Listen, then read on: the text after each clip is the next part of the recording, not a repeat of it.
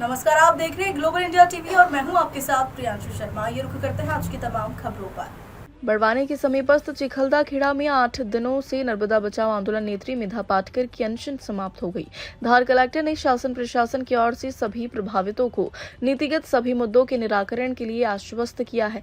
अनशन स्थल के लाइव कॉन्फ्रेंसिंग से एनवीडी कमिश्नर दीपक सिंह से डूब प्रभावितों के मुद्दों को लेकर चर्चा की, जिसमें कमिश्नर ने मेधा पाटकर से चर्चा करते हुए कहा कि जल्द ही नीतिगत सभी मुद्दों पर निर्णय लेकर शीघ्र ही डूब प्रभावितों की समस्याओं पर कार्य किया जाएगा। वहीं मेधा पाटकर ने कहा कि अब हमें अनशन आश्वासन नहीं, निर्णय लेकर धरातल पर कार्य करना चाहिए और अगर फिर से 2023 जैसे डूब की हालत बनते हैं तो इस बार जल सत्याग्रह करके भले ही जल समाधि लेना पड़े, हम करेंगे। इस पूरे घटनाक्रम में दिल्ली से आए सुप्रीम कोर्ट के प्रख्यात अधिवक्ता संजय पारेख ने कहा कि अगर सरकार और एनवीडी वादा खिलाफी करते हैं तो मेधा पाटकर जी को वचन दिया कि हम प्रभावितों के अधिकारों की लड़ाई सुप्रीम कोर्ट में जारी रखेंगे। ये आपको वचन देते हैं। इंदौर संभाग से अमजद मंसूरी की रिपोर्ट। मेधा पाटकर जी का जो अनशन चल रहा था, जिसको लेकर प्रशासन यहाँ मौके पर पहुंचा है, सर क्या निर्णय हुए और क्या आश्वासन दिए? देखिए, आज हम लोग आज यहाँ आए थे और कमिश्नर एनवीडीए साहब ऑनलाइन जुड़े हुए थे।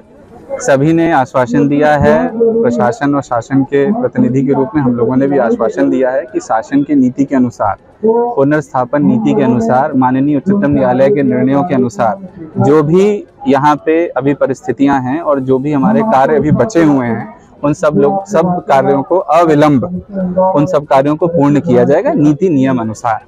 और ऐसे कुछ लोग जिनके लिए कोई विशेष कार्य योजना बनाने की आवश्यकता है, वो भी हम लोग बना करके उसका भी निराकरण करेंगे।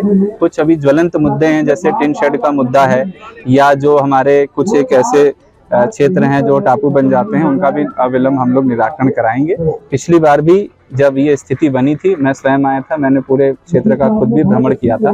कुछ ऐसी परिस्थितियां 2 चुनाव की वजह से निर्मित हुई, आचार संहिता की वजह से, कि उसमें जो हम लोगों के सर्वे या कुछ जो कार्य थे, अब उनको हम लोग पूरा कर लेंगे। और सभी हमारे जनप्रतिनिधियों से, सभी हमारे आंदोलन के लोगों से आग्रह है कि भरोसा रखें, शासन हमेशा जो है डूब प्रभावितों के साथ है। पूर्व में भी जब 580 का पैकेज दिया गया था तो वो भी लोगों की समस्याओं को देख करके दिया गया था, और आगे भी पूरा, जिसे कहते हैं, ईमानदारी से हम इस पूरी समस्या का निराकरण करेंगे। 2023 में जो डूब आई थी, उसको लेकर लोगों में संशय है, क्या इस बार ऐसा मौका तो नहीं आएगा? देखिए, प्रकृति को तो हम लोग, हमारे या किसी के भी हाथ में, देखिए प्रकृति तो नहीं है, लेकिन उस प्रकार की परिस्थितियां फिर से निर्मित ना हो, लोगों को कम से कम कष्ट हो, उसके लिए अभी हम लोग बहुत अच्छे से तैयारी कर रहे हैं। पिछले 1 माह से भी हम लोग आपदा प्रबंधन की सभी प्रकार की व्यवस्थाएं कर रहे हैं और आगे भी करेंगे और बेहतर करेंगे। जो पिछली बार की स्थिति थी उससे कम समस्याएं हैं।